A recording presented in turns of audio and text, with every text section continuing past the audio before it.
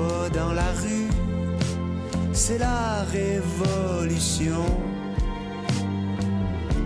Que tombent les statues et que résonne ton prénom.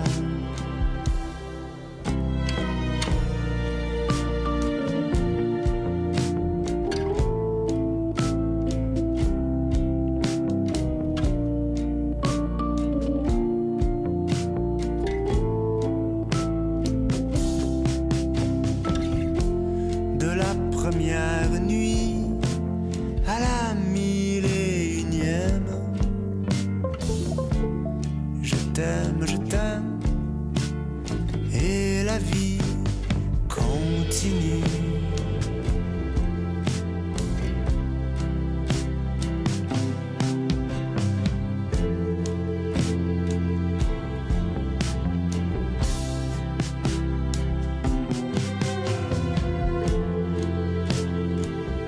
Fera jouer demain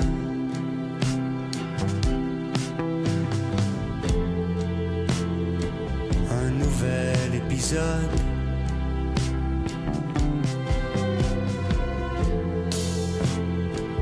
Et tu t'endormiras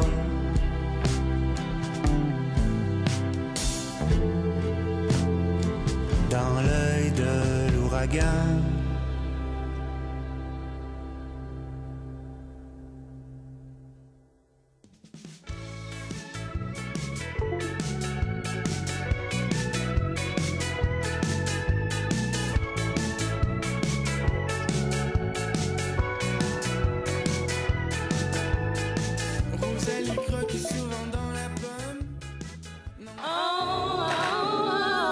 On vous invite à prendre une pause sympathique avec notre équipe dynamique et nos collaborateurs passionnés. Voici Bonheur et vice-versa, fier partenaire de votre bien-être.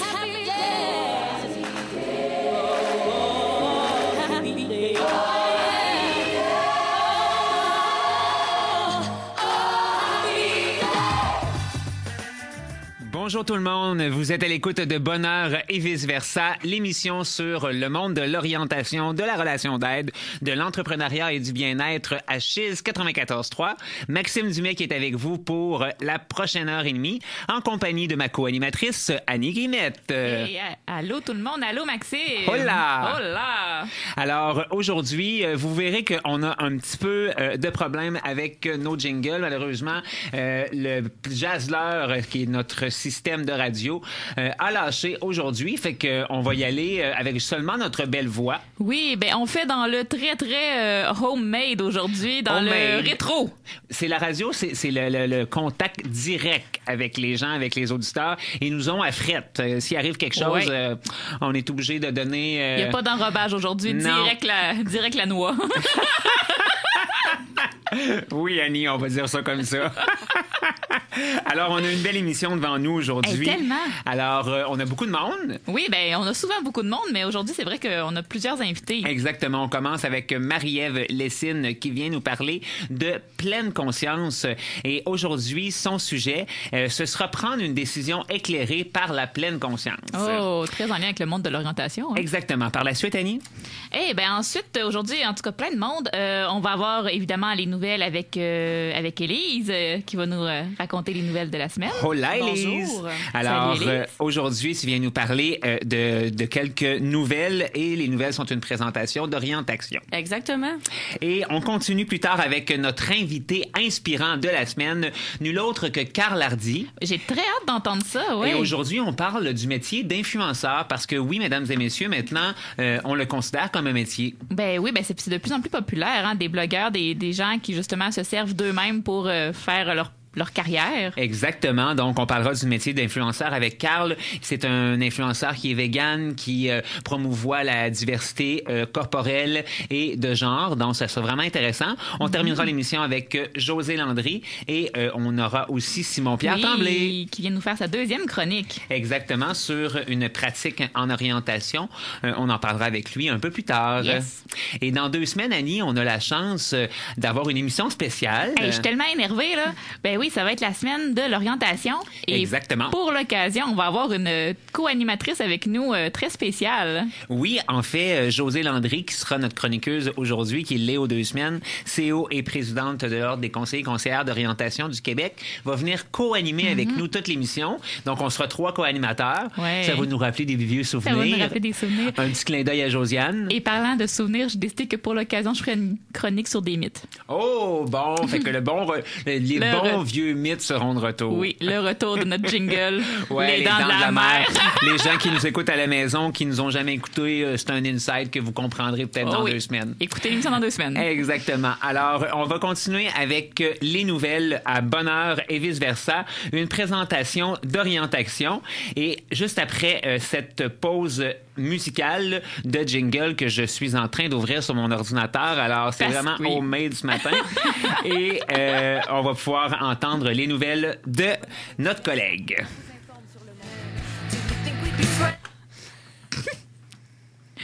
On est vraiment dans les problèmes techniques aujourd'hui Alors, à côté. On laisse tomber. Alors, aujourd'hui, aux nouvelles, tu nous parles premièrement du recrutement sans discriminer. Certaines questions ne doivent pas être posées. Oui, ben écoute, tantôt, je t'avais proposé de chanter, Maxime, mais je vais laisser faire si ça vous va. C'est le temps des nouvelles. C'est le temps des nouvelles. C'est bien. C'est le temps. Une présentation d'orientation. Voilà. Pam, Merci. pam. Beau jingle. C'est vraiment homemade, on aime ça. Ouais. Oui, la première nouvelle, la nouvelle flash, c'est recruter sans discriminer. Certaines questions ne doivent pas être posées. Ça parle, dans le fond, que la discrimination dans le recrutement est encore bien présente au Québec, malheureusement. Là. Et puis, la Commission des droits de la personne et des droits de la jeunesse, appuyée par l'Ordre des conseillers en ressources humaines agréés, partent une campagne pour ça. Oh, wow. Oh. La campagne s'appelle « Recruter sans discriminer ». Donc, ça vise à faire mieux connaître les droits et les obligations pour les employeurs dans le recrutement, en fait. Puis, il y a des questions qui sont posées fréquemment, qui ont été énumérées dans l'article. Je vous en nomme quelques-unes. Pensez-vous avoir bientôt des enfants? Prenez-vous des médicaments? Lesquels? Avez-vous déjà pris un congé de maladie? Pour quel motif? Avez-vous souffert d'un épuisement professionnel? Oh. Par exemple, ça nous intrigue. Vous appelez Ben Saïd, mais vous n'avez pas d'accent. Vous venez d'où? Donc, c'est des exemples de questions qui sont très discriminatoires et qui sont interdites, en fait. Ça dit dans l'article que c'est interdit de poser des questions sur la race, la couleur, le sexe, l'identité ou l'expression de genre. Alléluia! Non, mais hein, c'est vrai. tellement une belle nouvelle. Ben, c'est une belle nouvelle, mais en même temps, ça dit que c'est encore assez répandu. Ouais, donc, ouais, ça c'est vient vrai. comme sensibiliser un peu. Puis j'espère que la campagne va porter fruit. Ça dit aussi que c'est interdit de poser des questions sur l'état civil, l'âge, sauf dans la mesure prévue par la loi. Donc, il y a certaines exceptions. La religion, les convictions politiques, la langue, l'origine ethnique ou nationale, la condition sociale ou l'handicap ou l'utilisation de moyens pour pallier à l'handicap. Donc, ça peut restreindre les employeurs, mais ça sensibilise beaucoup. Puis j'espère vraiment que la campagne va porter fruit. Alors, on espère que la campagne va porter fruit Oui. et c'est en parlant comme ça, justement, de ces nouvelles-là, en les propageant sur les réseaux sociaux, à la radio, ben, que le message va se passer. Et en faisant réfléchir les gens. Exactement. Exactement. Hey, là, je fais juste un petit test, les filles. OK, vous me le Allons-y. permettez?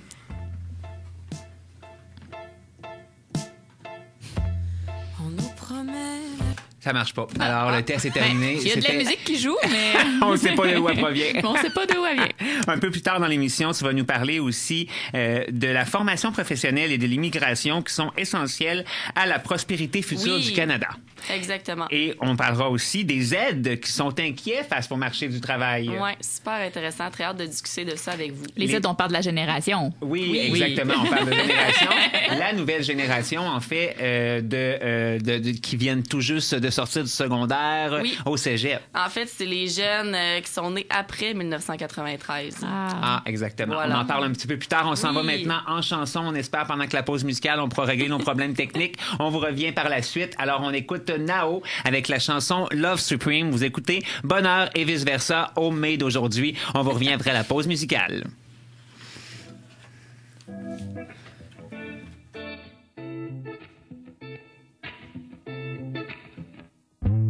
I guess that's the way it goes.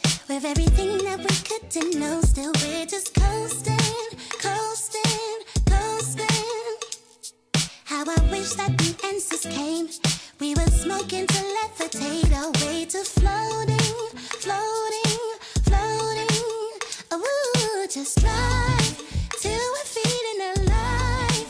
Who can stand to be lonely? I can stand to be lonely.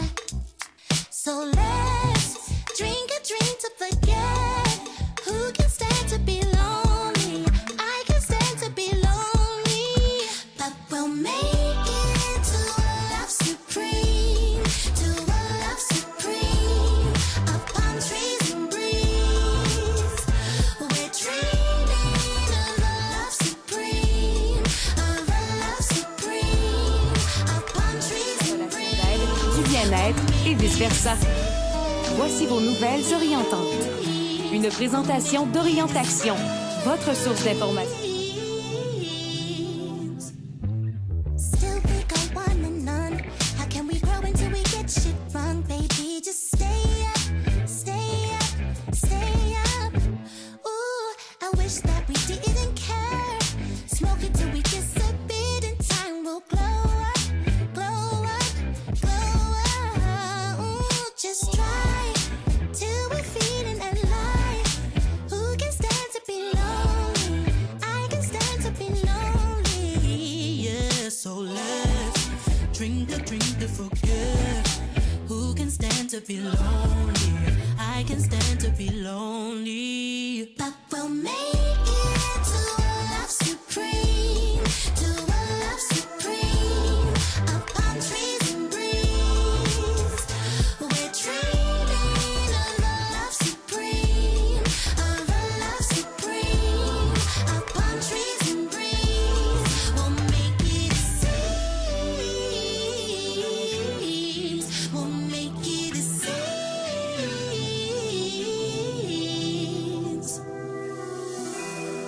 And here's the yellow skies. Everything feels alive. I think we gon' be alright. I think we gon' be alright. Floating away to change. Humble at every stage. I know we gon' be alright. 'Cause we'll make it to a love supreme. To a love supreme. Palm trees and breeze. I'm dreaming of a love supreme, of a love supreme, of a love. Got it.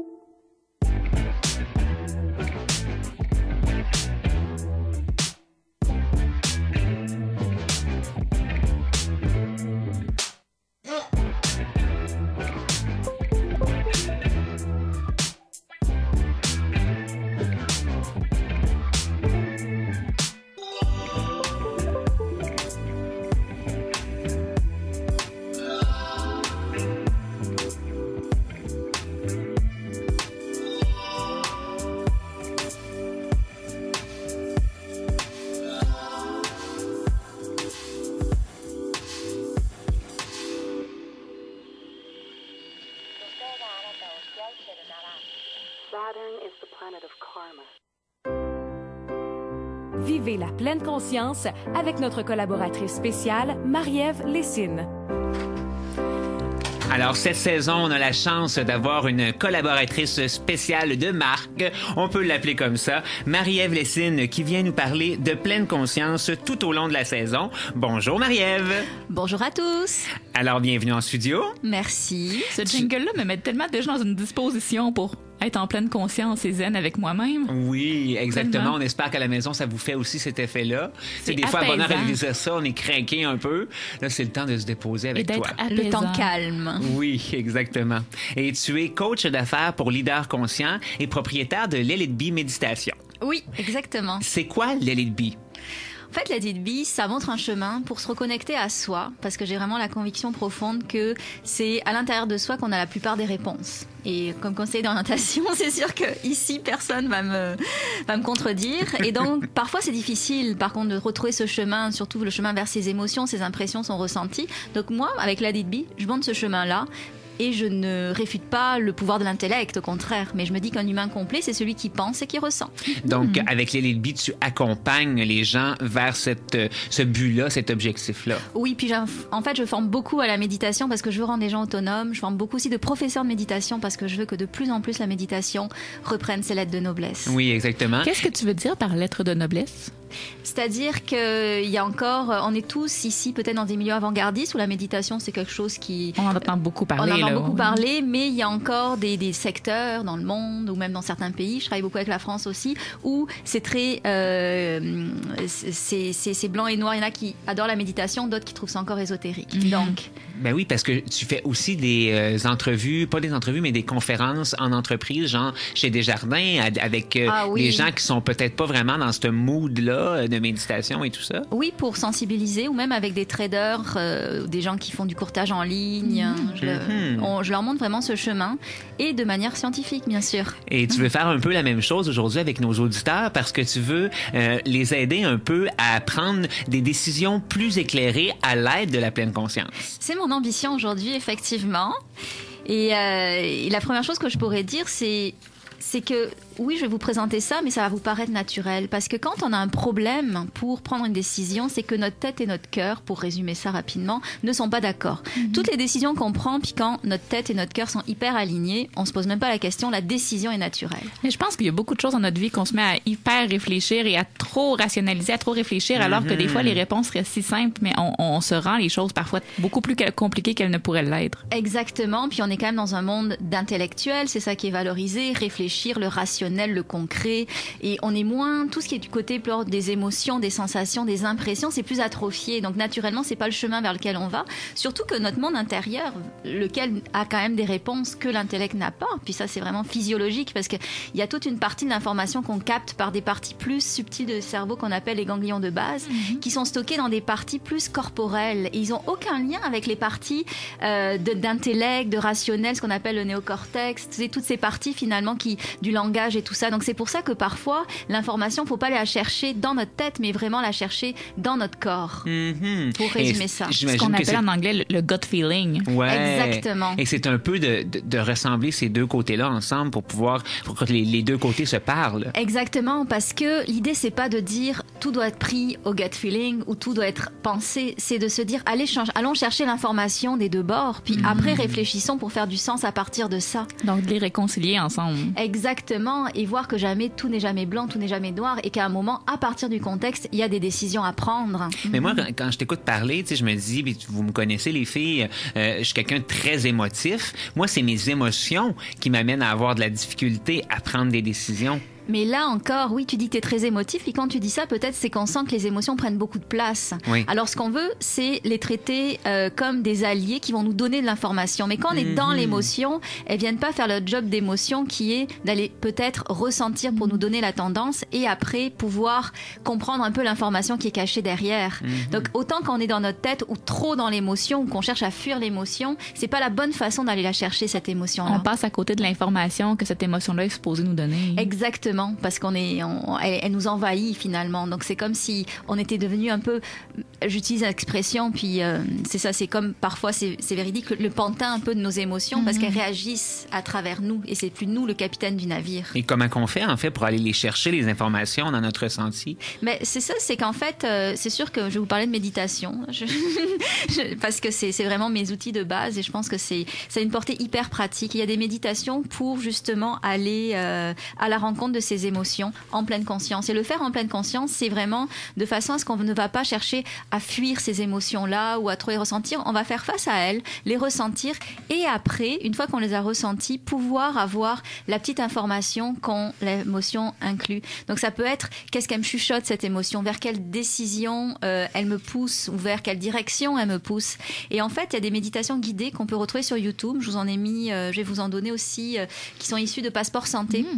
Il y a une méditation qui s'appelle « Comment je me sens ici et maintenant ». Et ça peut vraiment nous reconnecter à nous-mêmes pour prendre le pouls de qu'est-ce qui se passe en nous, au-delà de ce que notre tête nous dit, qu'est-ce qui se passe en nous. Et ressentir finalement toutes ces nuances qui vont nous donner de l'information. On pourrait partager à nos auditeurs. Oui, on pourrait les mettre sur la page Facebook. Oui. Exactement, Oui. exactement. Puis, t'es un peu humble, mon ami, je te connais. Tu as aussi des méditations guidées que toi-même tu fais, qui sont disponibles aussi sur ton site Internet. C'est sûr, je fais pas trop d'autopromotion, mais oui. Ben non, mais c'est pour te remercier d'être ici Merci, aussi. c'est Et gentil. moi, Marie-Ève m'a souvent aidé avec sa voix, avec son dynamisme, en écoutant ses méditations guidées. Mais elles sont, moi, je les aime beaucoup, tes méditations guidées, puis j'ai quelques-unes de mes amies qui les ont aussi, puis on les adore. Là. Ah, c'est gentil. Et si vous me permettez, je voudrais Oui. juste rajouter quelque chose. Allez. C'est quelque chose de vraiment important. Il y a une émotion qui revient souvent, c'est la peur. Et souvent, si on s'arrête à la peur, la peur, c'est quelque chose qui peut nous réfréner. Alors que dans ce qu'on voit quand on travaille justement avec le monde existentialiste, des émotions et tout ça, c'est que la peur, elle peut aussi montrer la direction. Et que derrière une peur, il y a un désir. Et c'est justement la réalisation de ce désir qui nous fait peur. Mais derrière, il y a un désir, donc un élan, un enthousiasme qui nous amènerait dans la direction. Donc ne jamais s'arrêter à se dire « Ah, j'ai peur, donc c'est pas pour moi ». La peur montre la direction. Par contre, c'est comprendre qu'est-ce que nous chuchote cette peur, qu'est-ce qu'elle nous met en garde ou quel est le désir derrière. Et c'est pour ça que je voudrais aussi mettre de l'avant une deuxième méditation qui s'appelle méditation sur l'intuition qu'on retrouve sur Passeport Santé. Parce que juste s'arrêter à dire j'ai peur, ça suffit pas. Il faut voir quel est le paysage derrière cette peur et c'est hyper riche. Et donc, c'est ça, c'est de reconnaître sa peur. Le chemin ne finit pas là. C'est pas de se dire donc j'ai peur, j'arrête ou donc j'ai peur, je poursuis quand même sans écouter ma peur. C'est de prendre conscience et après ça, il y a plein d'autres choses qu'on fait avec ça. Exactement, c'est qualitatif. Allez comprendre qu'est-ce qu'il y a derrière cette peur parce que bon, c'est sûr, c'est un mammouth qui vous fonce dessus, la peur est légitime. Mais quand on parle de peur plus existentielle, c'est des peurs qui nous montrent la direction parce que c'est peut-être là, finalement, notre destin. Et ça fait peur d'aller vers son destin. C'est plus confortable de rester dans sa zone de confort. Donc, ne pas se bloquer là, puis écouter la méditation sur l'intuition de Passeport Santé. Est-ce que tu as des trucs, exemple, pour nos auditeurs de, OK, on écoute la méditation, mais j'imagine qu'il y a des dispositions qui sont meilleures, des lieux, des temps? Oui, en fait, là, on fait pas de la méditation en tant que telle, c'est plus des exercices méditatifs. Donc, il faut toujours se créer un petit cocon dans lequel on va être bien, pas dérangé, etc. Puis moi, ce que je me dis, c'est que c'est toujours bien d'avoir parfois un petit peu de papier, de crayon pour faire ces exercices méditatifs, qui ne sont pas forcément de la méditation en tant que telle, mais ce qu'on veut, c'est aller à la rencontre d'une autre partie de soi. Donc, on le fait de cette façon-là. Et donc, du coup, c'est ça, avoir peut-être son petit cocon, le faire à des moments où on est bien. Tu sais, si c'est le soir pour soi qu'on est bien détendu, c'est là que ça marche. Mais plus on va être détendu, mieux ça va marcher. Donc, connaissez-vous, sachez quand c'est le bon moment pour vous, puis ça peut être à ce moment-là que ça se marche. Est-ce qu'on peut écouter de la musique? Est-ce qu'on doit être couché? Est-ce qu'on doit... En fait, on peut prendre la position qu'on veut, parce que c'est pas une méditation formelle. Là, ça serait un tout autre domaine. On peut être couché. La méditation en soi, c'est quelque chose qui va nous accompagner. Donc, la musique est un peu superflue dans ce cas-là. Raison, oui. Mais c'est ça. Mais après, on peut faire justement dans le silence qui suit la méditation, en faire un exercice introspectif et faire du journaling, écrire, mais écrire de façon un petit peu inspirée, tu sais, ne pas réfléchir à qu'est-ce qu'on écrit, mais sortir finalement de notre corps, qu'est-ce qu'il y a à dire par rapport à ça, puis après faire du sens par rapport à ça, en le relisant peut-être 1 heure ou 2 heures plus tard ou le lendemain. Est-ce que les gens qui n'ont jamais médité avant vont se sentir à l'aise de faire des méditations guidées comme ça? Ça va vraiment dépendre parce qu'il y en a qui naturellement ont une facilité à reconnecter avec leur monde intérieur parce qu'ils ont un esprit plus créatif, etc. D'autres, ça va être plus difficile. Donc l'important, c'est vraiment de toujours essayer et ne pas avoir d'attente quand on essaye. Donc ne pas se mettre dans un mode performance parce que où on veut une réponse. Et la méditation, c'est l'anti-performance, c'est le processus qui compte.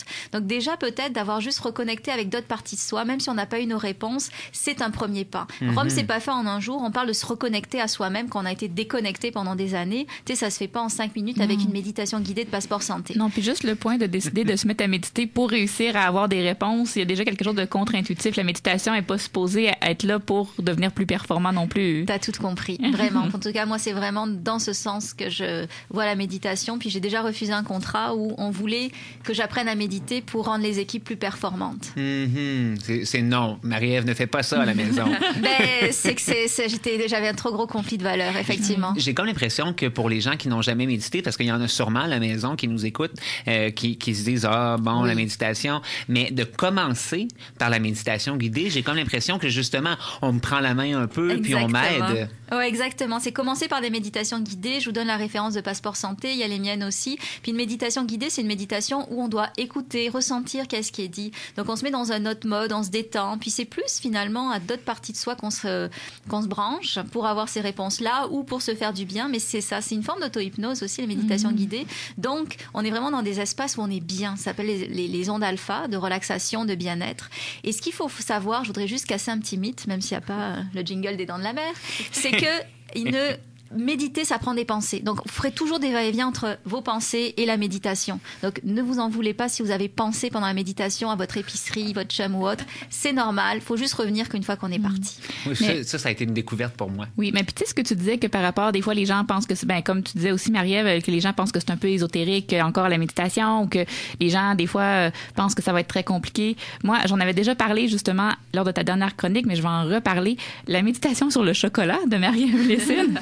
Mais moi, je l'aime beaucoup. Je trouve que pour commencer à méditer, elle est excellente parce que c'est pas un sujet qui est compliqué. Là. C'est une méditation sur le chocolat. Non, puis c'est le temps aussi d'initier les enfants. Oui, aussi. Oui. Puis elle est très accessible. Puis en tout cas, moi, je l'aime beaucoup. Puis elle donne quelque chose de très concret sur lequel se baser. Oui. Il y a aussi les ateliers de méditation que tu donnes au monastère des Augustines à tous les mois, qui peut être un bon moyen pour s'initier à la méditation. Oui, ça s'appelle les rendez-vous méditation. On médite en méditation guidée pendant 1 heure.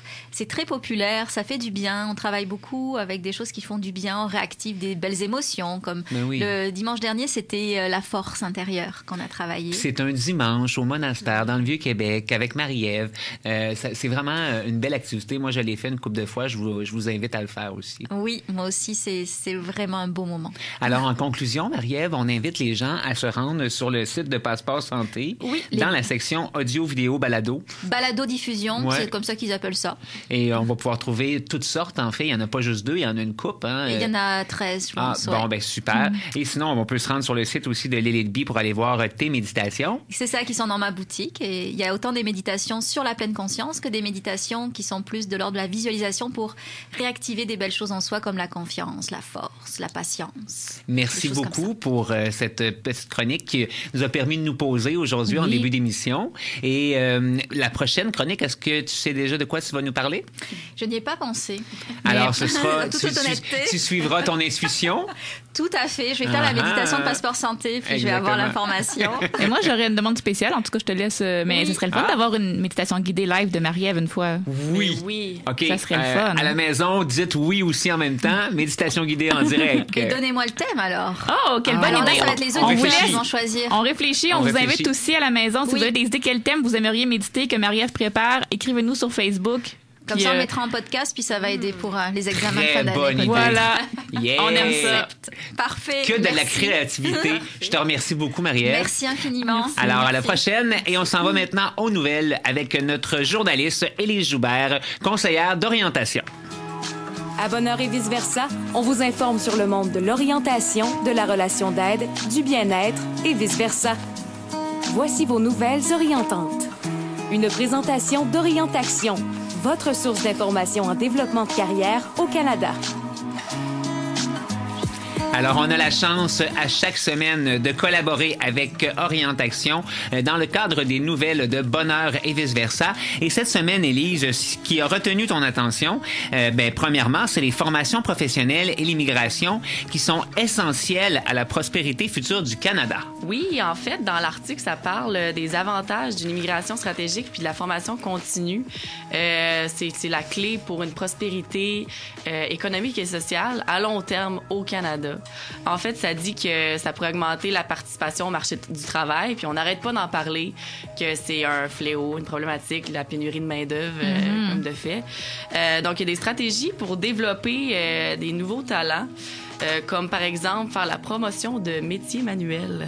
Ça pourrait être intéressant pour aller chercher d'autres personnes, nous sensibiliser à ce type de métier-là. Mais c'est vrai qu'on en parle très peu, puis il y a comme eu beaucoup de publicité dans les dernières années sur le fait de s'éduquer, puis c'est une très bonne chose. Je dirais rien contre le fait de s'éduquer, mais des fois, il y a des gens qui sont très manuels, qui ont des belles compétences aussi, justement, pour résoudre des problèmes très, très concrets, puis on en a besoin de ces gens-là aussi, puis des fois, de valoriser quelque chose au détriment d'autres choses, on perd une main-d'œuvre très, très, très importante aussi. Voilà. Fait que c'est une stratégie très intéressante. On parle aussi de stimuler la participation des Autochtones au marché du travail, encourager la formation continue et le perfectionnement professionnel, ce qui est quand même fait, mais ça peut toujours être encore plus promouvu.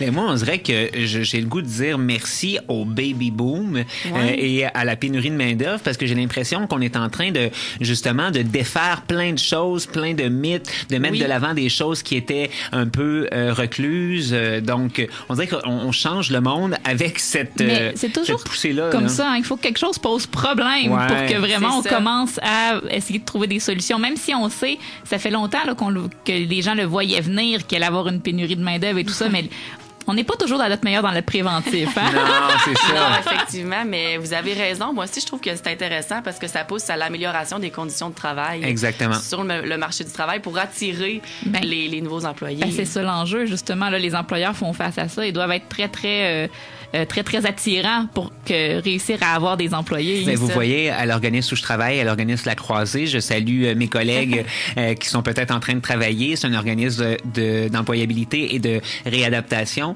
Puis le gouvernement investit dans des organismes comme ça présentement parce que on veut que les personnes avec des limitations certaines, avec un handicap, puissent aller sur le marché du travail. Ben, c'est le temps. C'est le temps qu'on investisse. Appelez tous à La Croisée. C'est ça, mais c'est inclusif, c'est beau, moi, je trouve. Là. Tout le monde a le droit de travailler dans la vie. Là. Puis c'est encore plus ouvert à cause de la pénurie de main-d'œuvre, donc c'est positif. Ensuite de ça, on a les stratégies pour garder les talents qui viennent d'ailleurs, les immigrants. Maintenir et renforcer la stratégie en matière de compétences mondiales, lancer des programmes d'employeurs de confiance, retenir les étudiants étrangers, ça c'est très intéressant, instaurer des permis de travail ouverts sectoriels pour les travailleurs étrangers temporaires, puis améliorer la reconnaissance des qualifications.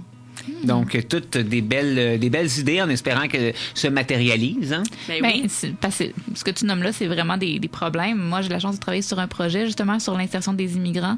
Puis, ce que tu nommes là, c'est effectivement la reconnaissance de leurs acquis ailleurs qu'au Canada. Ça pose problème un peu. Vraiment, il y a des gens très compétents qui ne sont pas reconnus ici puis qui pourraient vraiment aider à la problématique. Et là, maintenant, on parle, après les immigrants, on parle des aides qui sont inquiets face au marché du travail. Les aides qui est la jeune génération qui rentre sur le marché du travail présentement. Après 93, que tu disais tout à l'heure. C'est les jeunes nés après 93. Donc, il y a un sondage qui a été fait par Academos qui est... qui sont spécialisés dans le cybermentorat, qui a été fait auprès de 1268 jeunes âgés entre 14 et 26 ans.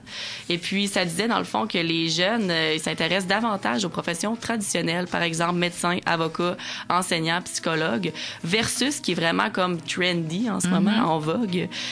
Par exemple, la cybersécurité ou l'intelligence artificielle ou le développement durable. Et ça, c'est en lien avec leurs valeurs, dans le fond. Ça dit qu'il y a...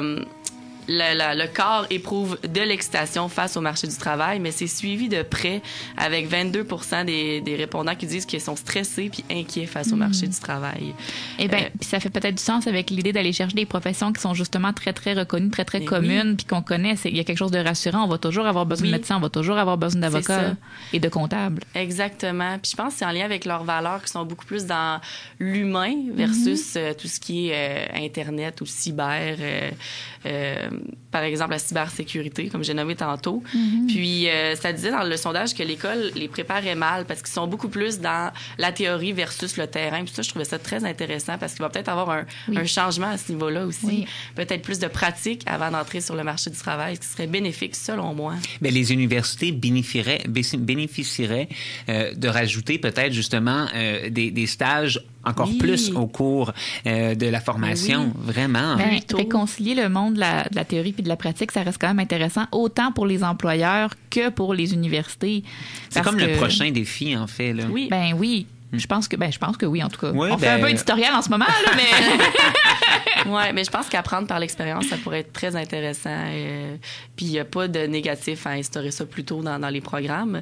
Et puis, ce qu'il y avait d'intéressant aussi dans l'article, c'est que ça disait qu'il y avait une grande popularité de l'entrepreneuriat et aussi que l'argent arrivait au 6e rang dans leurs valeurs. Puis là, je vais nommer les valeurs vite. Il y a le plaisir, la santé, le bien-être, le climat de travail, très important aussi, dépassement de soi et ensuite l'argent. Donc, on voit vraiment que les conditions de travail et l'équipe de travail est plus importante pour les jeunes que l'argent en tant que tel. Mais moi, ça me rejoint. J'ai toujours su que j'étais jeune dans mon cœur. Belle génération. Alors, merci beaucoup, Élise. Merci à vous. Tes nouvelles sont toujours une présentation d'orientation. Oui. Si vous voulez en avoir plus d'informations sur le monde du travail, le monde de la relation d'aide, le monde, dans le fond, de l'orientation, vous pouvez vous rendre au orientation.ceric.ca. Faites attention, ce n'est pas orientation, c'est orientation. Voilà. .ceric.ca. De toute façon, nous aurons une publicité là ce jeudi sur notre Facebook où on vous donnera les liens pour aller vous abonner justement à le bulletin Orientation en bref. Vous pouvez vous abonner, c'est ça, à leur infolette. Moi, j'y suis abonnée. J'aime beaucoup ça. Il y a plein de choses très intéressantes que je reçois comme ça à chaque semaine. Oui, à chaque semaine, le jeudi, dans le fond, on a des nouvelles avec le bulletin Orientation en bref et vous pouvez vous inscrire à ce bulletin-là en allant sur le site Internet d'Orientation. Alors, merci beaucoup, Élise. Ça fait plaisir. On te souhaite une belle semaine, puis on se retrouve dans 2 semaines pour l'émission spéciale sur la semaine de l'orientation. Oui, j'ai hâte. Je te l'ai pas encore dit, mais tu vas avoir un rôle spécial. Ben, c'est correct. Je suis prête.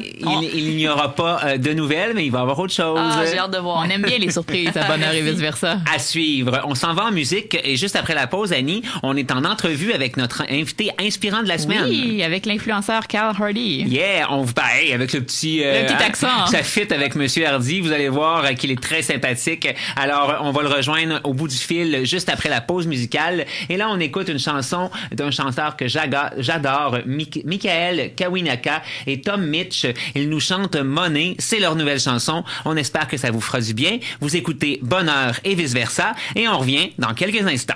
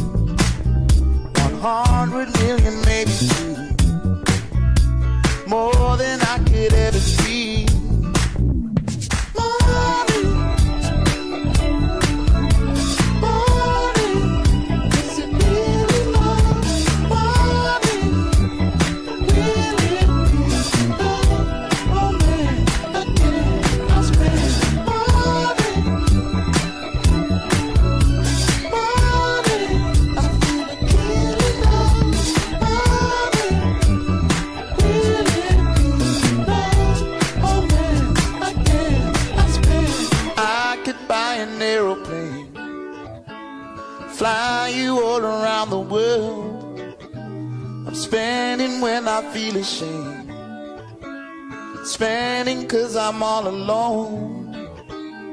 Girl, I wanna make you mine. Can't you give your heart to me? I would give you every dime. You're more than I could ever dream.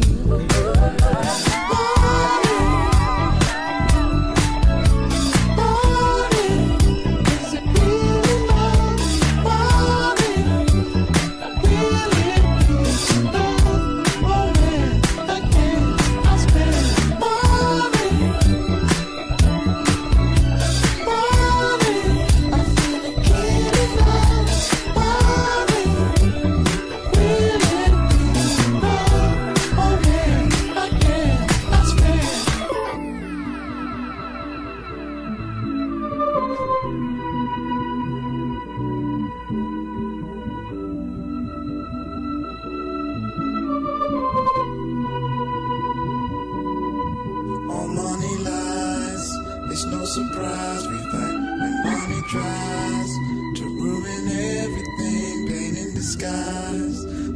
can't cover up the lies. I need true love tonight. All money lies.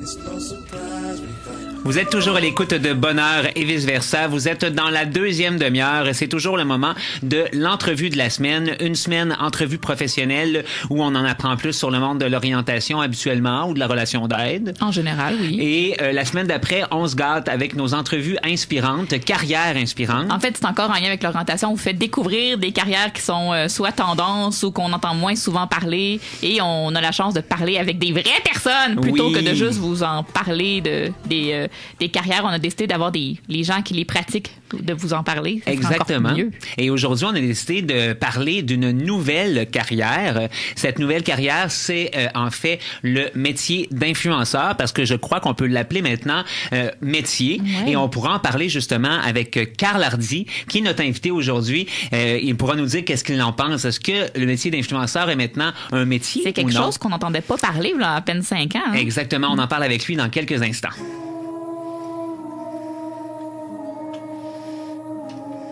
Inspiration, innovation, création. À Bonheur et vice-versa, on aime la différence. Voici notre invité inspirant de la semaine. Le jingle de notre entrevue inspirante ne pouvait pas mieux fitter avec notre invité. Bonjour, Carl Hardy. Bonjour, ça va bien? Ça va bien, toi? Oui, ça va très bien. Merci de me recevoir. Merci à toi. Merci à toi. Quand j'ai réfléchi, en fait, au métier d'influenceur que j'avais le goût d'apporter à l'émission Bonheur et vice-versa, ton image m'est apparue tout de suite.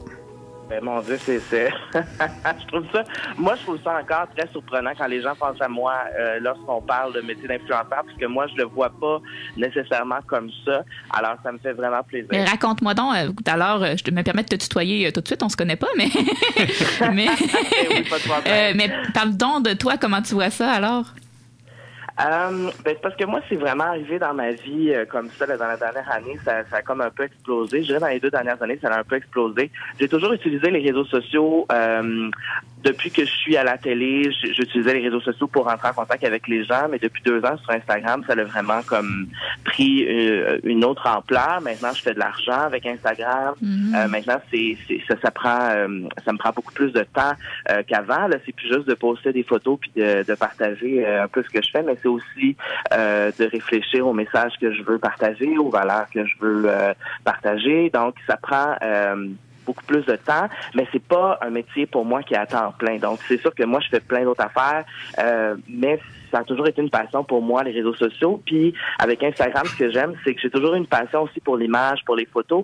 Donc, ça vient rejoindre comme 2 choses que j'aime beaucoup. Alors, c'est pour ça que je passe de plus en plus de temps et c'est pour ça que j'accepte de plus en plus de campagnes, parce que j'aime ça, parce que c'est quelque chose qui me passionne pour de vrai. Oui, puis c'est moi aussi, j'ai remarqué que peut-être les 2 dernières années, justement, ça a fait un boom sur les réseaux sociaux pour toi. Moi, je te suis de l'époque de Musique Plus. À la maison, mon Dieu. à la maison, peut-être que vous vous rappelez, c'était l'émission VJ Recherché. Oh my God! OK, oui, exact. Oui. Et tu étais dans les premières cohortes, je crois. Oui, ben ça fait déjà, puis en plus, c'est spécial que tu parles de ça. Il y a plusieurs personnes qui m'en parlent cette année, parce que ça fait 10 ans cette année de cette émission-là. C'était en 2009. Et c'était en fait c'était la 2e cohorte de Vidéo Recherché où il y avait vraiment une émission qui était diffusée à Musique Plus à tous les jours, où on était filmé dans un loft, où on a vraiment habité. C'était vraiment sous une formule de télé-réalité. Puis à cette époque-là, il n'y avait pas de réseaux sociaux vraiment. Il y avait Facebook, mais Instagram n'était pas là. Twitter venait de commencer. Alors, c'était complètement une autre réalité qu'aujourd'hui. Aujourd'hui, c'est complètement différent. C'est fou que 10 ans plus tard, ça a tellement changé. Là. Alors, à l'époque, dire que c'est ce que on m'avait dit un jour, tu vas pouvoir faire de l'argent avec une plateforme sociale, j'aurais dit, voyons donc, puis 10 ans plus tard, ça se passe. Donc, la technologie a vraiment évolué. Les façons dont on peut communiquer avec les gens maintenant, ça a vraiment évolué aussi. Mais puis tu parles justement de communiquer avec les gens. J'entends qu'à la base, tu sais, quand tu as commencé justement sur Instagram, le but, c'est ce que tu disais tout à l'heure, c'était vraiment de connecter avec les gens. Oui, je dirais que j'ai toujours utilisé les réseaux sociaux pour ça, parce que j'ai commencé à faire de la télé en 2009. Tu sais, quand je suis arrivé à Musique Plus, Facebook commençait, c'est là que j'ai créé ma page Facebook. C'est là que je me suis rendu compte aussi que Avec Facebook, je pouvais écrire, poser des questions aux gens. Les gens me répondaient tout de suite. J'avais une interaction directement avec les gens qui écoutaient la télé, qui me voyaient à la télévision. Puis plus ça avançait dans ma carrière, plus les différents projets que j'ai faits, je me suis rendu compte, le meilleur exemple, c'est quand j'ai animé Call TV, j'étais en ondes à tous les soirs, puis la seule façon que j'avais vraiment de parler avec les gens, c'était sur Facebook, tu sais. Alors, je posais des questions, les gens me répondaient directement. Puis, ce qui est le fun avec Instagram, c'est que je trouve que cette connexion-là est encore plus proche. Alors, les gens sont très actifs. En tout cas, moi, ma communauté répond. Si je pose une question, les gens vont me répondre tout de suite. Je le vois quand c'est des sujets qui touchent plus les gens. Il y a plus de réactions. Fait que je trouve que c'est une excellente façon de communiquer avec les gens d'abord et avant tout. Puis c'est pour ça que c'est quelque chose qui me passionne, parce que j'aime les gens, j'aime rentrer en contact avec les autres. Et tu l'utilises aussi pour passer des messages, mais surtout pour propager en fait tes valeurs. Premièrement, tu parles beaucoup de véganisme parce que tu es végane et tu en fais aussi la promotion là, sur les réseaux sociaux. Oui, exactement. Puis ça c'est quelque chose aussi qui je pense que c'est venu simplement comme ça parce que c'est une passion dans ma vie, l'alimentation végane. Depuis que, là, ça va faire 4 ans cette année que je suis végane. Et je me suis souvent posé la question si je voulais mettre ça de l'avant, si je voulais en parler, mais on dirait que c'est venu comme un peu comme ça. Parce que moi, je parle beaucoup avec mon cœur, je suis quelqu'un de très émotif, très sensible. Et pour moi, ça n'avait pas de sens de juste ignorer ça, parce que c'est un côté de ma personnalité qui est vraiment là. Les animaux, c'est quelque chose qui me tient vraiment à cœur. Puis quand j'ai commencé à en parler, je me suis rendu compte que ça allait rejoindre beaucoup de gens.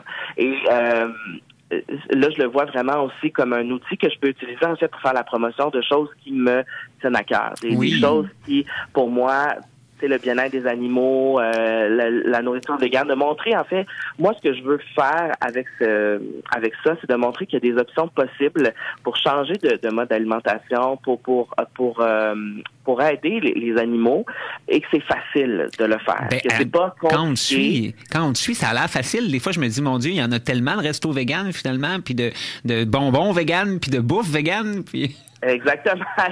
Puis c'est pour ça que à un moment donné, je veux pas, je prends plaisir à le faire, parce que quand je vais en voyage, je partage aussi où je vais, les trucs que je fais, tout ça. Puis les gens m'écrivent souvent, ben c'est le fun parce que je note les restos où tu vas, je note les produits que tu consommes, je fais ça, telle affaire. Même des gens qui sont pas véganes, des omnivores qui vont m'écrire, ben je suis allé dans tel resto, puis je m'étais souvenu que tu avais mangé un burger vegan là-bas, fait que j'ai commandé ce burger-là. Puis pour moi, c'est une réussite, ça, c'est des petites victoires une à une, parce que mon but, moi, dans la vie, c'est que les animaux soient plus respectés, qu'on arrête d'utiliser les animaux pour s'alimenter. Alors, moi, mon but, mon approche, en fait, moi, c'est pas de dire à tout le monde, ah ben là, arrêtez de manger de la viande, c'est mal. Mon but, c'est plutôt de dire un pas à la fois, chacun à son rythme, et comme ça, ben, on peut faire tellement une différence. Donc, c'est pour ça que je vais avec cette approche-là. Une approche qui est plus de montrer que c'est facile, au lieu d'une approche plus extrémiste où je dirais, ah ben là, si tu manges des animaux,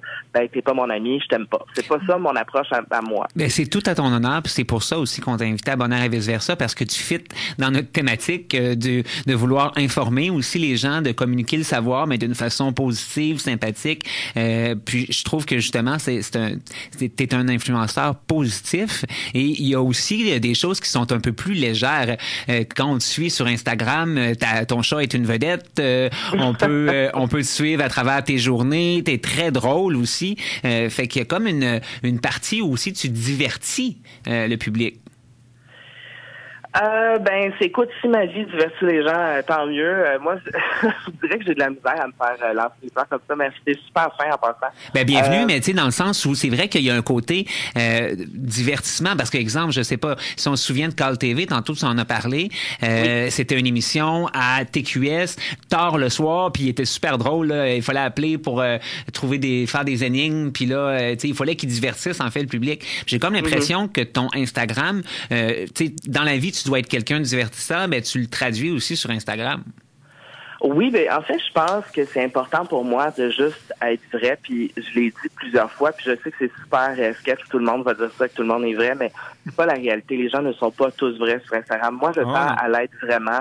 Et par exemple, à Cal TV, où je pouvais faire des niaiseries là, vraiment pendant 2 heures à tous les soirs, où j'étais très drôle, où je me laissais vraiment aller, ben mon Instagram, en fait, je le vois un peu comme ça, parce qu'il n'y a personne pour me dire « Ah ben là, tu vas pas poster ça, ben là, tu vas pas dire ça, ben là, tu vas pas faire ça. » J'y vais vraiment avec mon cœur. Alors, quand je vis des affaires qui sont drôles, je vais les partager, mais aussi quand je vis des affaires qui sont moins drôles ou quand c'est moins le fun, que j'ai envie de m'ouvrir là-dessus, je vais le faire aussi. Donc, c'est vraiment des deux côtés, autant quand c'est des bons moments que c'est des mauvais moments. Puis pour ce qui est du divertissement, oui, je trouve ça important aussi de divertir les gens parce que j'ai pas envie non plus d'être cette personne qui parle d'affaires sérieuses à tous les jours. Parce qu'à un moment donné, ça peut devenir lourd à tous les jours de se faire dire de devenir végane. C'est pas quelque chose qui fait l'unanimité non plus. Donc, c'est pas tout le monde qui me dit qu'il est végane, là, tu sais. Fait que j'essaie vraiment de varier ça, puis parce que moi-même, dans ma vie de tous les jours, je parle pas de véganisme à tous les jours, là, tu sais. Fait que j'essaie vraiment d'y aller avec vraiment ma vie. En fin de compte, c'est ma vie à tous les jours, ce que je vis, les activités que je fais, puis aussi les choses que j'aime. C'est ça qui est important pour moi, de pas me forcer à parler d'affaires que j'aime pas parce qu'il y a de l'argent au bout. C'est vraiment de toujours y aller avec des choses qui me tiennent à cœur, pour de vrai. Puis j'entends, Carl, que justement, tu parles beaucoup justement de qui tu es puis des choses qui sont importantes pour toi. Puis j'ai envie de te demander, donc pour toi, c'est quoi un influenceur? Pour les gens qui nous écoutent, qui connaissent peut-être pas c'est quoi cette carrière-là et ce métier-là, pour toi, c'est quoi un influenceur? Je pense qu'il y a plusieurs réponses à ça. Je pense qu'on le voit tous un peu différemment à notre façon. Je sais qu'il y a plusieurs personnes qui aiment pas se faire appeler influenceur. Moi, j'aime pas tant ce terme-là non plus. Mais moi, je le vois en fait comme quelqu'un qui utilise sa plateforme pour partager des choses qui lui tiennent à cœur, qui sont positives. Puis oui, effectivement, on partage des produits, tout ça, mais moi, les choses que je partage sont en lien avec mes valeurs. Donc, c'est en fait d'utiliser sa plateforme pour partager des trucs, des astuces, des anecdotes. Et moi, je le vois vraiment comme une façon de changer le monde à ma manière, tu sais, de rejoindre les gens d'une certaine façon, puis d'avoir une approche positive. Je parle souvent de choses qui, là, je vais avoir l'air de me répéter depuis tantôt, mais de choses qui me tiennent vraiment à cœur. Fait que, quand on parle ici des droits de la communauté LGBTQ+, pour moi, c'est quelque chose qui me tient vraiment à cœur. Puis, dans la dernière année, c'est quelque chose que j'ai abordé de plus en plus sur ma plateforme. Et pourquoi je le fais? Parce que je vois des choses dans la société dans laquelle je vis qui me dérangent. Je vois des choses qui sont pas correctes, puis j'ai envie de les dénoncer de plus en plus. Et j'ai l'impression que plus je vieillis, là, la trentaine approche, plus je vieillis, plus j'ai ce sentiment-là à l'intérieur de moi de me dire, ah ben là, les choses sont pas correctes. Ben, il faut les changer, ces choses-là, puis j'ai la chance d'avoir ces gens-là qui me suivent, alors je vais dénoncer les choses qui me dérangent et qui sont pas correctes. Et tu parlais de la communauté LGBTQ, donc là, tu en fais la promotion. Et de l'autre côté aussi, il y a la diversité donc de genre, mais il y a aussi la diversité corporelle. Et ça, ça semble quand même assez nouveau. Et je sais pas, mais moi, j'ai comme l'impression qu'il y a quelque chose qui s'est comme libéré en toi, parce que là, il y a comme une confiance qui dégage justement de tes stories, de tes photos. C'est sûr qu'on est sur les réseaux sociaux, mais c'est ce que ça transparaît du moins. Mais c'est ce qui s'est passé dans ma vie pour de vrai. Puis ça, encore une fois, le mouvement body positive, quand on me dit tu en fais partie, je vais répondre oui, ok, mais c'est pas quand j'ai commencé à le faire, c'était pas pour rentrer dans ce mouvement-là nécessairement. C'est juste qu'à un certain moment donné, toute ma vie, j'ai eu des problèmes avec mon corps. Toute ma vie, j'ai eu de la difficulté à m'apprécier, à ma juste valeur et tout ça. Puis à un moment donné, quand j'ai réalisé en fait que on a tous le contrôle de ce qu'on voit sur les réseaux sociaux tous les jours. On a tous un cellulaire, on décide de suivre qui on veut. Et quand je me suis rendu compte de ça, je me suis rendu compte qu'il y avait beaucoup d'images que je voyais tous les jours qui étaient négatives pour moi puis pour mon estime de moi. Puis quand j'ai essayé de faire le ménage là-dedans, il y a comme une confiance qui s'est comme installée en moi. Puis je me suis dit, regarde, moi j'ai plus envie là pour le reste de ma vie de me cacher puis de cacher mon corps, d'avoir honte de moi. Et c'est là que ces images-là ont commencé à se créer. C'est là que j'ai dit, OK, ben là, je vais enlever mon chandail puis je vais mettre une photo de moi sans chandail. Et j'avais pas, au départ, quand je l'ai fait, je dirais que je l'ai fait pour moi, parce que j'avais l'impression que ça allait comme me libérer de dire, regarde, c'est ça mon corps, c'est ça. That's it, puis acceptez-le, il est comme ça. Mais je me suis rendu compte après que la portée de ces images était beaucoup plus grande que je pouvais le penser. Puis il y a beaucoup de garçons qui m'ont écrit, qui vivaient la même chose, qui se sentaient comme ça aussi. Mais il y a beaucoup de femmes aussi qui m'ont écrit. Alors, ça a vraiment rejoint beaucoup de monde. Puis cette confiance-là, elle est pas juste sur les images que vous voyez sur Instagram, mais vraiment dans la vie pour de vrai. Puis c'est un combat là, que je vis encore à tous les jours. Là. C'est pas quelque quelque chose qui est gagné, puis je le répète souvent. Non, puis dans la façon que tu as de voir les choses aussi, t'as pas choisi une voie qui est toujours facile dans le 100% authentique. Tu sais, ça implique quand même de faire à chaque moment des choix de ce que tu veux révéler sur toi-même aussi. Donc, il doit y avoir quand même des moments qui sont plus un défi que d'autres. Là, tu es avec 2 conseillers d'orientation, en tout cas un futur et une conseillère d'orientation, donc le choix est quelque chose d'important. Je pense que au départ, puis je vais toujours me rappeler la première image que j'ai partagée de moi où j'avais pas de chandail. Écoutez, ça là, vous m'auriez dit ça il y a 1 an, me dire ben là tu vas mettre des photos de toi sans chandail, je t'aurais dit ben voyons donc, ou jamais ça va arriver. Puis je vais me rappeler la première fois que j'ai pesé sur publier puis que j'ai vraiment publié cette photo là. C'est comme si un poids sur mes épaules qui s'était relâché. Puis je me suis dit c'est fou pareil que j'avais honte à mon corps à ce point-là, que j'avais pas envie de le montrer quand je révèle tellement de choses de ma vie personnelle tout le temps. Puis ça, par contre, ça m'appartenait. Le nombre de photos que je voulais pas publier parce qu'on voyait là que j'avais une bédaine ou que j'avais là, des bourrelets sur le côté de mon corps. Mais là, maintenant, ça existe plus dans ma tête. C'est comme, je prends une photo, je l'aime, je vais juste la mettre. Tu sais, je vais pas me poser 6 000 questions. Puis par rapport à la vulnérabilité sur les réseaux sociaux, j'ai l'impression que plus on est vulnérable aujourd'hui, plus on va rejoindre un maximum de gens. Alors il y a quand même une fine barrière là ici là, c'est comme souvent je me dis OK, est-ce que je vais là? Est-ce que je me rends jusque là? Ou je garde ça pour moi. Et ça a été souvent un problème dans ma vie personnelle aussi parce que les gens autour de moi ne comprennent pas tous ça, donc c'est ça. Donc ça a été quand même. Puis je prends par exemple ma dernière relation amoureuse qui a duré plus de 3 ans, mais tu sais c'était quand même assez spécial parce que je voulais partager mon couple sur les réseaux sociaux. Mon chum de l'époque avait pas de problème avec ça, mais ça reste que à chaque fois, il y avait quand même une petite question à l'intérieur de moi de « OK, mais ce moment-là, avec lui, est-ce que je veux le garder pour moi ou j'ai envie de le partager aux gens? » Mais c'est drôle parce que j'allais te poser cette question-là aussi parce que c'est sûr et certain que les gens ont suivi cette relation-là. Puis là, aujourd'hui, c'est terminé. Je me dis, est-ce qu'il doit y avoir justement des choix à ce niveau-là? Qu'est-ce que je fais avec justement, ce que j'ai publié et tout ça? C'est niaiseux, mais je sais que ça doit être quelque chose de difficile. Et ne serait-ce que sous quel angle je l'aborde. Oui, parce qu'une fois que tu as choisi d'aborder quelque chose, il y a tellement de façons de parler de quelque chose. Ça a été... en fait, c'est la première fois que j'ai vécu une rupture de cette façon-là parce que c'est la première fois que j'ai vécu une rupture Instagram. Donc, mon chum n'était pas connu, mon chum fait pas ça dans la vie, mon chum n'a pas une envie de faire ça non plus. Donc, ça, c'était juste de mon côté. Évidemment, quand il est disparu de mes stories, quand il est disparu de mes photos, là, les gens se posaient des questions. J'étais quand même surpris de recevoir autant de messages de gens qui me demandaient où il était rendu, qu'est-ce qu'il faisait, est-ce qu'on était... Là, je me faisais poser énormément de questions, puis je suis vraiment allée à mon rythme, j'ai pris mon temps, je me suis pas trop posé de questions, puis à un moment donné, je me suis dit, OK, là, je pense que, puis je trouve ça super niaiseux de le dire de même, je trouve ça même que c'est vraiment intense de dire comme ça, mais j'ai l'impression que je devais ça aux gens qui me suivaient de m'expliquer, de dire que c'était terminé. Alors j'ai décidé de le faire dans une publication, c'est juste écrire un texte, comment je me sentais ce soir-là, je l'ai annoncé comme ça, puis après ça l'a comme ça s'est estompé, là, puis les gens pensaient à autre chose. Mais reste que ça m'a appris une leçon par rapport à ça, donc dans mes futures relations ou dans les prochaines relations que je vais vivre, en fait, je vais peut-être pas aborder mes relations amoureuses de la même façon sur les réseaux sociaux.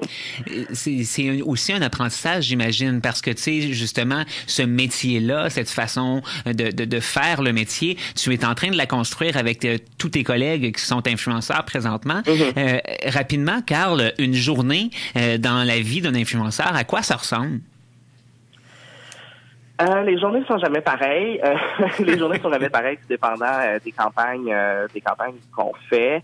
Je dirais en fait que moi, ce que j'aime de ça, c'est que je fais plein d'autres choses aussi. Donc, je vais faire mes autres choses. Après ça, je vais aller prendre des photos. Après ça, je vais parce que derrière l'image, derrière les photos derrière la photo qu'on va publier pour une campagne en particulier, ben il y a du travail derrière ça. Oui, il faut penser à l'angle qu'on va donner à ça, à la photo en question qu'on va faire. Il faut travailler avec des photographes aussi. Fait que, il y a comme un long processus.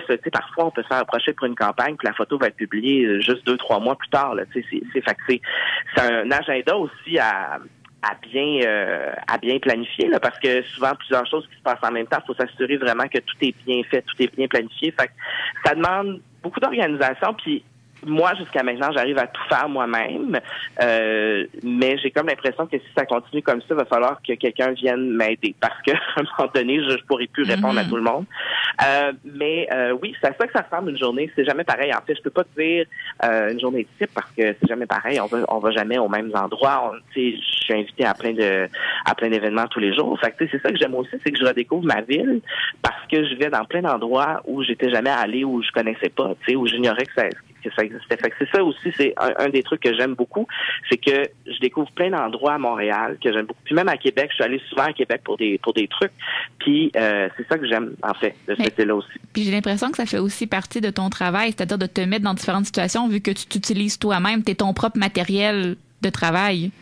Exactement. Fait que tu sais, c'est sûr que c'est la fin de semaine, par exemple, ben c'est sûr que je vais faire des activités, c'est sûr que je vais sortir de chez nous, c'est sûr que... Puis moi, c'est un de mes... je dis que c'est un de mes problèmes, là, mais c'est que j'ai bien de la difficulté à rester chez moi. Il faut tout le temps que je sois sortie, il faut tout le temps que je fasse quelque chose. Si je vais aux pommes, je vais documenter ma journée aux pommes. Tu sais, je trouve toujours une façon de me mettre à l'avant-plan de ce que je fais. Mais il arrive aussi des journées où je me dis, OK, ben là, le téléphone cellulaire, il va être de côté, puis on va pas l'utiliser aujourd'hui. Puis ça, c'est un moment qui va m'appartenir à moi. Mais plus j'ai l'impression que plus ma communauté devient grande, plus j'ai de la difficulté à serrer mon téléphone pour pas me montrer certaines affaires que je fais. Parce que j'ai l'impression que j'implique les gens là-dedans, puis ça... je trouve ça cool, en fait, de montrer aux gens ce que je fais. Mais c'est ça. Encore une fois, c'est quelque chose qui est difficile à gérer à tous les jours parce que des fois, mon entourage n'est pas nécessairement dans cet univers-là. Alors, ça arrive souvent que, tu sais, c'est ça, tu sais, serre-le ton sel, puis on veut pas se faire filmer. Mais je respecte les gens autour de moi là-dedans, puis c'est ça. Alors là, on aurait encore plein de questions. Carl, tu es très généreux. Le métier d'influenceur, je pense que c'est un métier qu'on va peut-être réaborder à l'émission Bonheur et vice-versa. Juste en terminant, tu disais que tu n'aimais pas tant le terme. Est-ce que toi, tu as un mot pour décrire ce que tu fais? Tu disais que tu n'aimais pas tant influenceur? Vous avez des bonnes questions, je dirais, bon.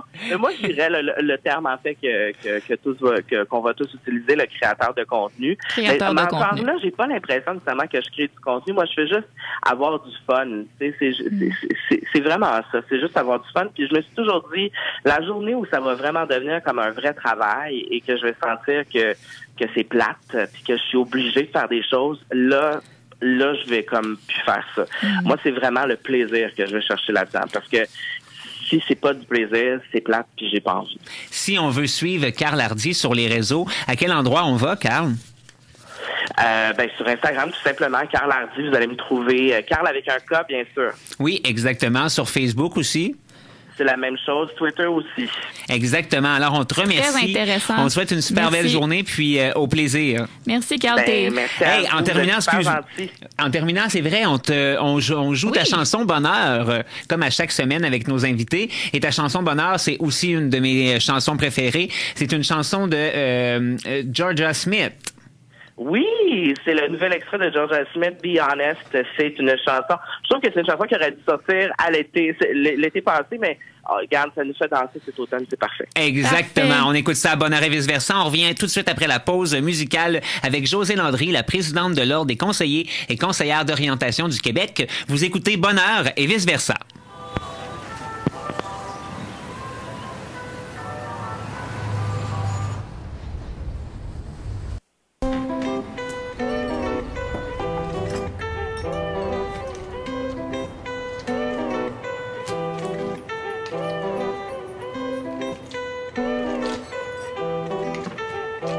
I know you want me every day, not only when you're lonely. Yeah, you see, you think you know me, but you don't even know nothing about me. Yeah, you see my thick thighs, lost when you look into my brown eyes. You see my little ways can make you switch sides. You never know the devil in a disguise, so why don't you stand up, baby? And tell me, do you want me on top? So let me show you. I don't need to back it up. Don't wanna hold you more, just go, just please.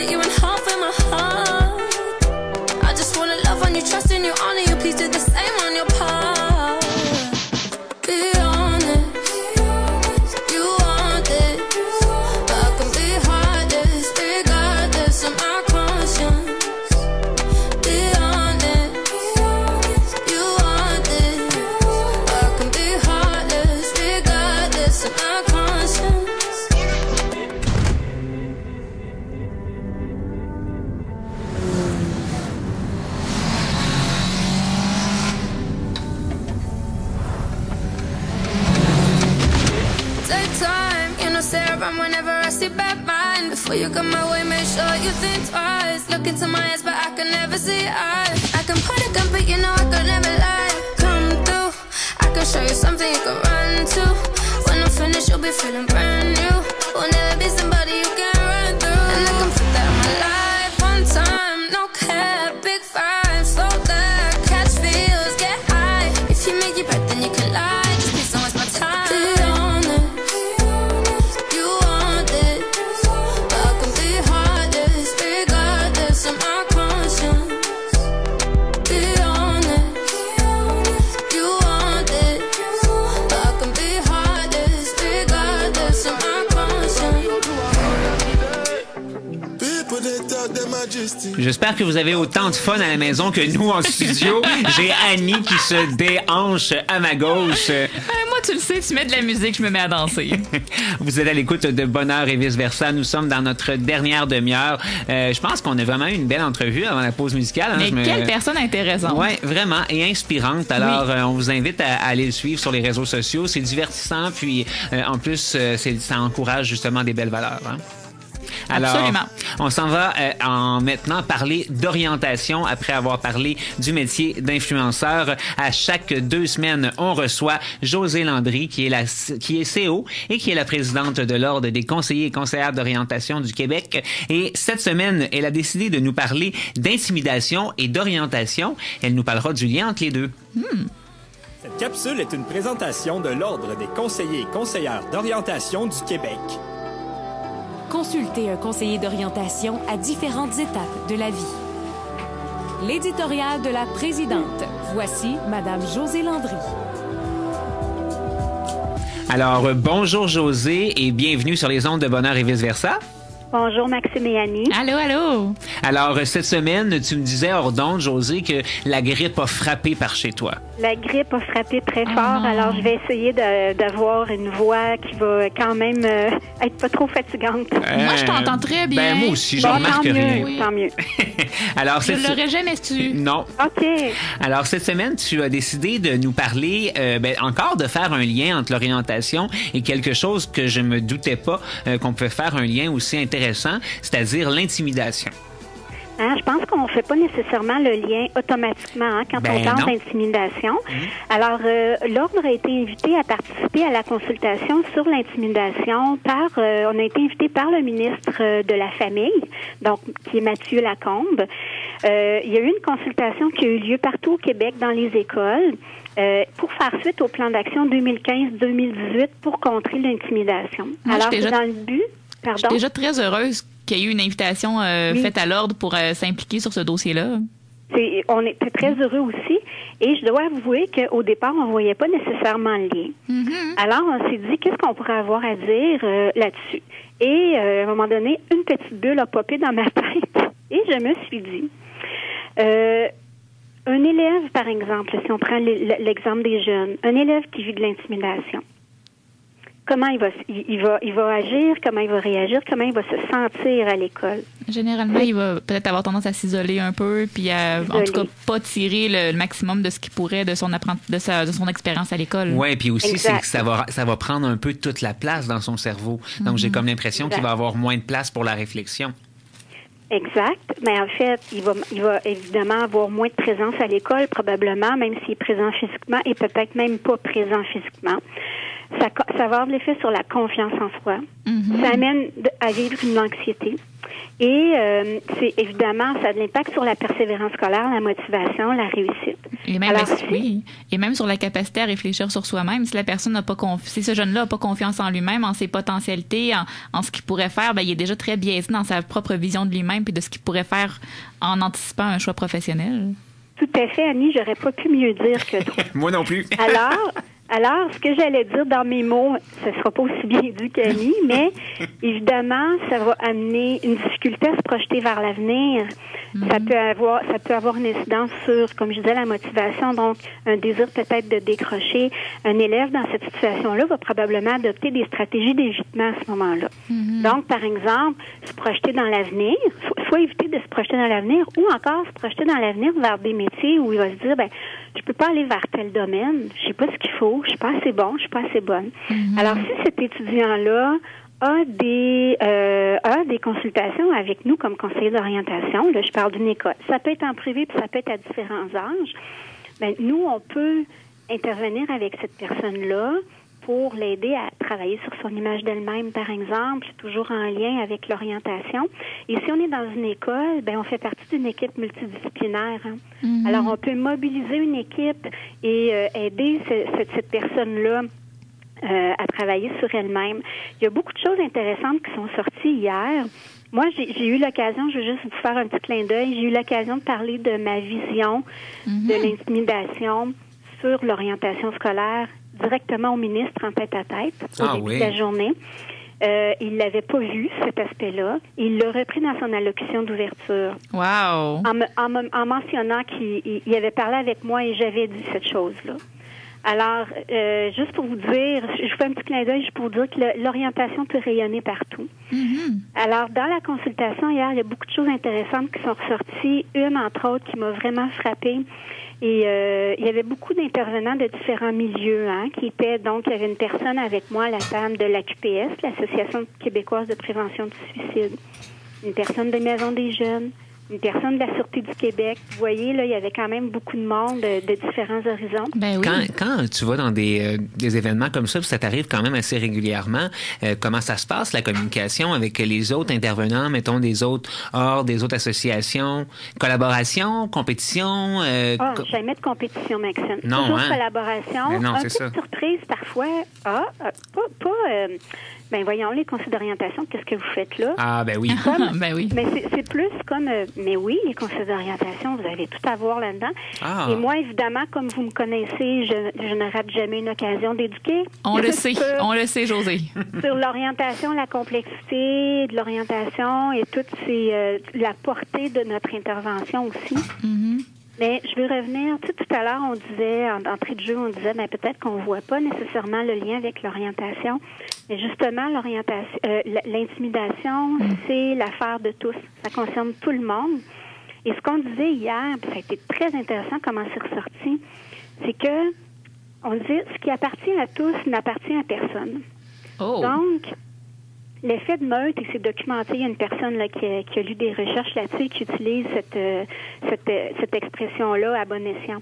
L'effet de meute fait en sorte qu'on pense que les autres vont intervenir, alors on fait rien. Ah oui, oui. C'est le cas pour les agressions sexuelles, par exemple. Mm-hmm. C'est ça. Alors, ce qu'on disait, c'est que, bon, dans les solutions, premièrement, de soi-même être un témoin actif.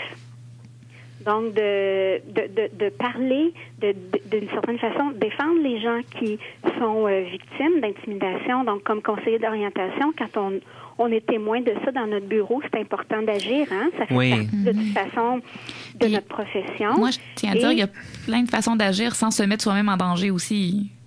Oui, c'est ça. Mais on a parlé aussi d'éduquer dès le primaire, de parler des effets de l'intimidation. Qu'est-ce que c'est l'intimidation? Il y a des facteurs qui reviennent. L'intimidation, là, c'est entre autres, il faut que ce soit répétitif. Il faut aussi que ce soit, bon, ils ont mentionné là qu'il faut que ce soit conscient, mais on n'était pas tout à fait d'accord, je vous dirais, les experts qui étaient là. On disait, on pense qu'il y a des gens là que c'est pas consciemment qui vont dire, ben moi, je vais intimider quelqu'un puis je vais le démolir. Il peut y en avoir. Mais un autre point aussi qui est ressorti, c'est qu'on a parlé de citoyenneté numérique. Et qu'est-ce que c'est? Ouais, qu'est-ce que c'est la citoyenneté numérique? C'est un bon citoyen numérique. Sur les réseaux sociaux, sur les réseaux sociaux, oui. Les réseaux sociaux. Tout ce qu'on publie. Est-ce qu'on est un bon citoyen numérique? On respecte les autres? Ah, ben oui. Et moi, ce que j'ai amené, c'est est-ce que la citoyenneté numérique ne serait pas une extension de la citoyenneté, point? Le civisme. Donc, l'intimidation existait avant, la citoyenneté existait et ça existe en dehors du monde numérique. En effet. Alors, je pense qu'il y a une éducation à faire de façon plus large aussi. Et ça a tout à voir avec l'orientation en même temps. Là. Et moi, c'est la première fois. On peut voir dans nos bureaux des personnes qui en sont victimes ou qui sont des personnes qui intimident. Absolument. Oui, absolument. Vraiment. Puis les réseaux sociaux, c'est une place pour intimider. Puis c'est une place qui peut être encore un peu plus insidieuse aussi. Oui, puis ce qu'on disait hier, tout à fait, parce qu'on le voit pas nécessairement. Non, exact. Et ça sort des murs de l'école, donc ça continue, par exemple, chez un jeune, ça va continuer à la maison. Alors, autre point que j'ai amené hier au ministre, c'est qu'on disait, c'est important d'aller chercher les gens où ils sont. Entre autres, éduquer les parents. Accompagner les parents, parce que souvent, avec leur jeune, ils ne savent pas quoi faire. Mm-hmm. Alors, moi, je disais deux choses. Est-ce que les parents donnent l'exemple à leurs jeunes sur être un bon citoyen numérique avec leurs publications sur leurs réseaux sociaux? Deuxièmement, je disais, aller chercher les parents où ils sont. À l'ordre des conseillers d'orientation avec la Fédération des comités de parents, nous avons un site Internet qui s'appelle Espace Parents. Mm-hmm. Si un parent vient voir sur le site pour accompagner son jeune en orientation, parce que là, il se dit, ça va pas, il y a de la difficulté à trouver ce qu'il veut, et qu'il voit un onglet ou des informations sur l'intimidation, pourquoi pas ajouter un onglet ou avoir un lien vers le ministère de la Famille ou pouvoir faire état des ressources qui existent. Et moi, j'ai dit à la salle, écoutez, moi, j'entends parler d'initiatives et de programmes dont je ne connaissais pas l'existence, et j'ai parlé des initiatives de notre ordre professionnel dont personne ne connaît l'existence à ma table. Et j'ai balayé la salle de la main. J'ai dit, je suis certaine que c'est la même chose pour tout le monde. Donc, pourquoi on n'aurait pas un guichet unique? Bien d'accord. Alors, le message est lancé, Josée. On va être obligé de se tourner vers la fin de la chronique. Comment ça s'est terminé, tout ça? Écoutez, ça s'est terminé que je suis partie avant la fin. Josée, drop the mic, elle est partie. Ce que je veux vous dire... Non, je blague, mais c'est vrai. Mais ce que je veux vous dire, c'est qu'il y a une consultation en ligne présentement. Je vous invite vraiment à aller compléter, à répondre à la consultation en ligne, parce que il reste seulement 2 jours. Et le ministre a fait un appel hier vraiment à tous là, de profiter de ces 2 journées-là. Puis je pense que comme conseiller d'orientation ou étudiant en orientation, on peut avoir plusieurs choses à dire là-dessus et sur l'impact que ça peut avoir. Mm-hmm. Et toute cette consultation-là va servir à faire le prochain plan d'action pour contrer l'intimidation. Alors, si on veut y participer, c'est important de faire entendre notre voix. L'invitation est lancée. Alors, on se retrouve dans 2 semaines, Josée, pour la semaine de l'orientation, la semaine québécoise, en fait, de l'orientation, et tu co-animeras l'émission avec nous. Et j'ai tellement hâte. Ça va être vraiment bien. Ma voix va être revenue à son maximum. Oui, on se met sur le miel et sur le jus de citron jusque-là. Et les pastilles. pastilles. Que de diversité, cette Josée Landry, CO et présidente de l'Ordre des conseillers et conseillères d'orientation du Québec. On te remercie et on se retrouve dans 2 semaines. Merci. Bye. Bye bye. C'est maintenant le temps de retrouver notre chroniqueur spécial Simon-Pierre Tremblay, qui est CO et doctorant et photographe. Aujourd'hui, il nous parle de vivre l'empowerment et son sujet sera la nécessité de définir un problème concret et quelques obstacles au passage à l'acte. Alors, on parle de ça dans quelques instants. C'est le moment de prendre une pause de votre quotidien. C'est le moment de vous faire du bien. Bonheur et vice-versa, fier partenaire de votre bien-être. Alors, bonjour Simon-Pierre. Bonjour. Alors, je disais juste avant le petit jingle que tu es aussi photographe. Oui. Avec le CO, doctorant photographe. On dirait que, tu sais, il y a de la diversité là-dedans aussi, là. Oui, exactement. J'aime ça quand c'est diversifié, puis je mets pas toutes mes œufs dans le même panier, là. J'essaie plusieurs choses. Oui, et puis, dans le fond, à travers, justement, tes rôles professionnels, il y en a un qui est aussi formateur. Oui, exact. Et tu formes, en fait, des intervenants au DPA. Oui. Et le DPA, c'est le développement du pouvoir d'agir. Oui. Donc, c'est d'aider les gens à développer leur pouvoir d'agir, c'est-à-dire d'avancer vers quelque chose. Mm-hmm. Et de reprendre du contrôle des fois sur leur situation. Oui, c'est ça. En fait, moi, mes formations s'adressent aux intervenants qui œuvrent, ça peut être dans le milieu communautaire, par exemple, en milieu scolaire également, ou des membres de la direction. Toutes les personnes qui ont un contact direct avec des gens qui font de l'intervention. Et puis, on leur fait vivre une démarche de développement du pouvoir d'agir des personnes et des collectivités, tel que ça a été formalisé ici à l'Université Laval, en lien avec les travaux de M. Yann Lebossé, qui est directeur du laboratoire sur cette approche-là. Fait que dans le fond, les étudiants en orientation à l'Université Laval sont formés sur cette approche-là. Oui. Ils peuvent l'utiliser, dans le fond, dans leur pratique par la suite. Oui, bien c'est sûr que quand c'est un cours qui se donne, par exemple, avec une centaines de personnes, on peut pas aborder des irritants récurrents personnels, mais les formations, c'est dans des plus petits groupes. Et là, chacun amène un problème récurrent dans sa vie sur lequel il voudrait travailler. Et puis, la personne peut vivre une démarche de développement du pouvoir d'agir plus personnalisée. Dans la formation. C'est ça, exactement. OK. Puis, la dernière fois que tu es venu à ta première... Oh, hein, José est parti. La première fois que tu es venu à ta première chronique... Oui. Excusez. Alors, la première fois que tu es venu, tu nous as présenté... OK, je reviens. Oui, Excusez, je reviens. OK. Faut rire à la maison. Oui. OK, bonjour. Alors, lors de ta première chronique, tu nous as parlé du TPA. Tu nous as expliqué un peu plus c'était quoi le concept. Oui. Aujourd'hui, en fait, on se tourne un peu plus vers le côté pratique. Oui. Parce qu'on commence à comprendre là, comment ça va marcher là, d'utiliser cette approche-là dans nos interventions et même pour les clients. Moi, je l'aime tellement, ton idée de sujet, parce que c'est quelque chose qu'on prend beaucoup pour acquis, que la personne va nous arriver puis qu'elle va nous énoncer son problème, mais c'est pas toujours si simple que ça. Puis définir en quoi ça cause problème, en quoi c'est un problème, ben des fois, ça nous donne beaucoup, beaucoup de pistes d'intervention avec ces personnes-là. Puis j'ai tellement hâte que tu nous en parles. Oui, en fait, c'est ça. Le développement du pouvoir d'agir, ça le dit, c'est un pouvoir d'agir. Donc, c'est de poser des actions concrètes sur quelque chose qui est important pour nous, sur une cible importante pour nous. Donc, la définition du problème concret, et j'insiste vraiment sur le problème concret dans notre vie, est centrale. C'est le cœur de la démarche. Si on ne définit pas une cible de changement concrète, à ce moment-là, on reste plutôt de l'ordre de la réflexion. Cela dit, ça ne veut pas dire que la réflexion n'est pas importante. Ça fait partie d'une démarche de changement, mais n'est pas suffisante pour que la personne puisse s'affranchir des obstacles qu'elle vit. Dans sa vie, quelque chose qui lui cause beaucoup de souffrance. Parce qu'on se souvient, à la dernière chronique, j'en avais un peu parlé, comment nous, on perçoit la souffrance, c'est le fait de ne pas pouvoir se battre ou fuir d'une situation dans laquelle on se trouve et de ne pas pouvoir avancer en fonction de ce qui est important pour nous. Alors, on vise un affranchissement. Des fois, à cause de limites qu'on se met nous-mêmes. Oui, c'est ça, exactement.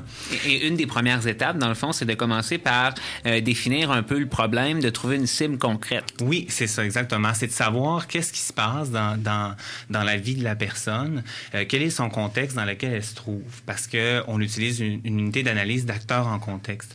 Alors, le Et contexte, qu'est-ce que ça veut dire, ça, ouais? En fait, l'analyse d'acteurs en contexte. Oui, c'est qu'on se concentre sur les dimensions personnelles et aussi les dimensions contextuelles de la situation dans laquelle la personne se trouve. Un exemple avec ça, par exemple, la radio. Les gens vous entendent, se font une opinion sur ce qu'on entend, mais les gens ne voient pas que peut-être il y a quelqu'un qui prend des photos de nous pendant qu'on parle, que quelqu'un a échappé une bouteille à terre, que ça nous a déconcentrés pendant qu'on parle. La semaine passée, il y a quelqu'un qui est rentré dans le studio sans qu'on le sache. Oui, c'est ça, exactement. Il y a toutes sortes d'imprévus comme ça qui arrivent. Donc, mais les gens, ce qu'ils entendent, c'est votre voix et se font une idée sur ce qu'ils pensent que... Donc, les gens se forment une opinion avec les informations qu'ils ont, mais effectivement, qu'ils n'ont pas accès à toutes les informations de ce qui se passe en studio. C'est ça, exactement. Et le DPA se met beaucoup, puis là, moi, je parle beaucoup du DPA, mais écoutez, il y a toutes sortes d'approches, là. Si ça ne vous rejoint pas, tant mieux. Si ça vous rejoint, tant mieux aussi. Là, il y a pas, c'est une alternative.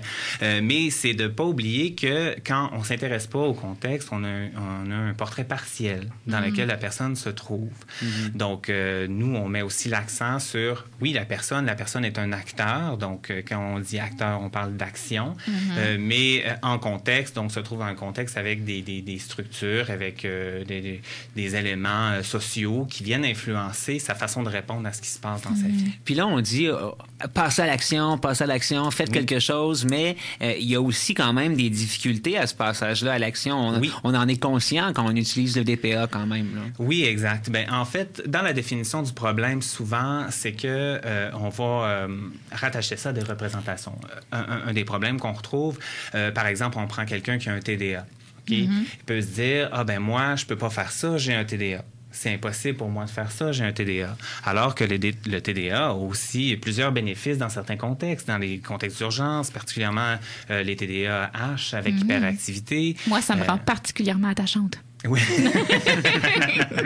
Donc, ce n'est pas que blocage, mais sauf qu'une personne qui s'attache à cette étiquette-là en disant « je ne peux pas faire ça parce que j'ai tel diagnostic ben là, à ce moment-là, peut s'empêcher d'avancer. Donc, ce qui est important de déconstruire les représentations que la personne se fait et qu'est-ce qu'elle veut faire, qu'est-ce que ça l'empêche de faire. Puis si je comprends bien, si je reprends cet exemple du TDAH, par exemple, une personne qui a un TDAH, ben ça fait partie de elle comme acteur, ses perceptions par rapport à ce trouble-là, par rapport à ce que ça rend plus difficile de faire, ce que ça favorise aussi peut-être. Dans un contexte, donc, mettons, moi, je pourrais pas, exemple, être, je sais pas, moi, médecin parce que ça demande beaucoup trop d'études, puis moi, avec mon TDA, étudier, c'est trop difficile. Mais rendu là, ça serait de voir aussi, ben, c'est quoi le contexte d'étudier en médecine, en quoi ça pose problème. Oui. C'est un peu ça. Ben, en fait, c'est que c'est pas de nier le diagnostic ou de dire non, t'as pas de TDAH, écoute, il n'y a pas de problème. C'est un élément de contexte avec lequel on va travailler. Ben, considérant ton TDAH, qu'est-ce qu'on peut faire pour avancer en fonction de ce qui est important pour toi? Oui, puis on réfléchit à ça toujours aussi dans l'ici et maintenant. Qu'est-ce qui se passe là, maintenant? Exactement. Parce que souvent, les personnes vont nous ramener dans le passé. Quand on est en intervention, par exemple, oui, mais ils se basent sur les expériences qu'ils ont vécues, effectivement, pour expliquer la raison pour laquelle ils ne pourraient pas continuer à avancer. Mais nous, le passé, on ne peut pas le changer. Ça fait partie des difficultés. C'est la différence entre un problème et une difficulté. C'est-à-dire qu'un problème, c'est un élément, c'est une situation sur laquelle je peux agir. Alors qu'une difficulté, c'est quelque chose avec lequel je dois composer. Exemple, vieillir. Oui, c'est ça, exactement. Exemple, le vieillissement. Même si on s'entête à vouloir rester jeune, le temps file et... Bon, malgré toutes les solutions qui peuvent être mises sur la table, j'ai pas encore rencontré quelqu'un qui rajeunissait sans cesse, en tout cas au niveau physique, mais bon. Donc c'est ça. Donc c'est pas nécessairement de travailler sur le passé parce que le passé on peut pas le changer, mais considérant ici et maintenant, qu'est-ce qui se passe, qu'est-ce qui t'empêche de faire, qu'est-ce qu'on peut faire qu'est-ce que la personne peut faire. On parle du prochain pas proximal. Qu'est-ce qu'elle peut faire aujourd'hui là, pour avancer en fonction de ce qui Le pas proximal, c'est le plus petit pas qu'on peut faire pour agir sur la situation maintenant. Oui, bien en fait, c'est pas le petit pas. Non? On qualifie pas le pas. On se dit c'est un pas proximal. C'est un pas. Ça peut être un grand pas, ça peut être un petit pas pour la personne. En fait, c'est celui qui est accessible sur le moment. Oui, c'est ça. Qui est possible pour cette personne-là telle qu'elle est ici et maintenant. Et en terminant, il y a des pièges quand même là, à définir le problème de cette façon-là ou la difficulté. Oui, ben en fait, ça, c'est beaucoup des pièges que je retrouve dans les formations avec les intervenants. Ce qui ressort souvent, c'est les pièges soit de la broue dans le toupette. Hein? C'est quand on aborde une situation avec une personne, on a l'impression qu'elle a tellement de problèmes on s'envahit. C'est ça. On veut tout régler tout de suite. Parce que les intervenants, nous, on a un enjeu invariant, c'est-à-dire que tous les intervenants ont l'enjeu de faire une vraie différence des personnes. On veut tellement aider. Ben oui, on veut tellement aider, puis on veut faire une différence. Partie qu'on parle pas, mais les intervenants aussi ont leurs enjeux dans un processus d'intervention. Oui, hein? Ben oui, puis on pourrait en parler lors de la prochaine chronique. C'est tellement une bonne idée. Oui. Donc c'est ça. Donc, il y a un piège d'en vouloir tout faire tout de suite, alors qu'il y a toujours un problème qui est plus urgent que les autres, et c'est à nous de le faire avec la personne, évidemment, faire sortir. On espère qu'à la maison, vous appréciez ces petites chroniques. Si vous êtes intervenant et même client, on peut peut-être mieux comprendre justement comment on peut intervenir auprès de vous. Et sinon, ben, vous avez le droit, chers intervenants, à une mini-formation que Simon-Pierre, tu peux donner justement à des organisations, à des particuliers. Oui, ben moi, c'est sûr que je donne des formations qui sont sur presque un an, mais aussi je donne des journées de sensibilisation à l'approche, des demi-journées aussi, au niveau donner des conférences, par exemple, expliquer un peu l'approche, donner quelques exemples pratiques. Donc oui, il y a plusieurs formules. Et si on veut justement avoir plus d'informations sur l'approche, on peut se rendre sur le site du laboratoire de recherche sur le développement du pouvoir d'agir des personnes et des collectivités. C'est sur le site de la FSE, donc la Faculté des sciences de l'éducation, et on va là-dessus, c'est LADPA. Puis c'est quoi, on va le mettre dans notre publication de vendredi sur Facebook. Ben trop compliqué pour une fin de show. Oui, c'est bien correct. On peut aussi se rendre sur ta page Facebook ou Linda check-in ou t'écrire par courriel. On sûr. pourra aussi donner les informations à nos auditeurs. Donc, Simon-Pierre Tremblay, si on aimerait avoir cette formation-là, ou même les services d'orientation. Oui, ou simplement des questions sur cette approche-là. Pour les gens qui sont curieux, veulent en savoir plus, ça va me faire grand plaisir. Je réponds à tous les courriels. Super. Il est super fin, super accessible. Ben oui. Alors, c'est Bon, déjà la fin de l'émission. Merci beaucoup. C'est déjà la fin, mais c'est une histoire qui se termine bien. C'est maintenant le temps pour vos animateurs et leurs collaborateurs de vous souhaiter du bonheur et vice-versa.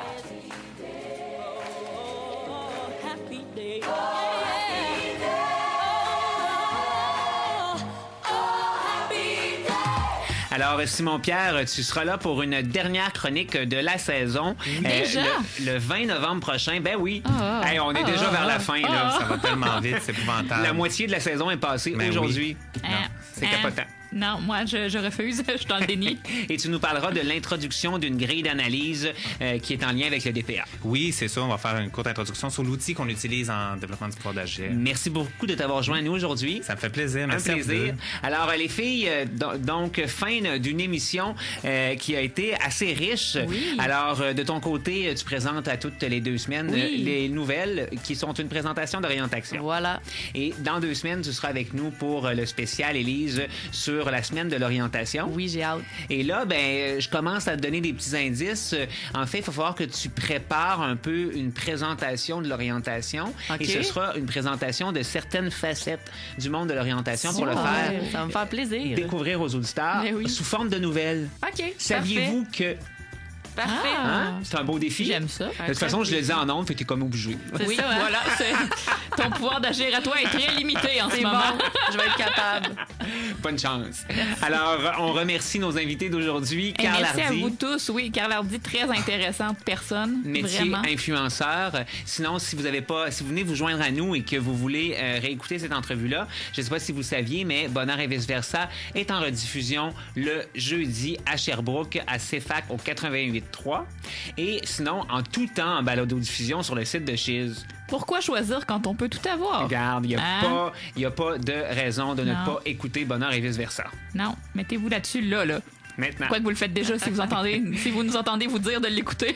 Alors, on remercie aussi Marie-Ève Lessine qui était là en début d'émission, notre collaboratrice spéciale, et José Landry pour leur chronique très pertinente. Et merci à toi, chère Annie.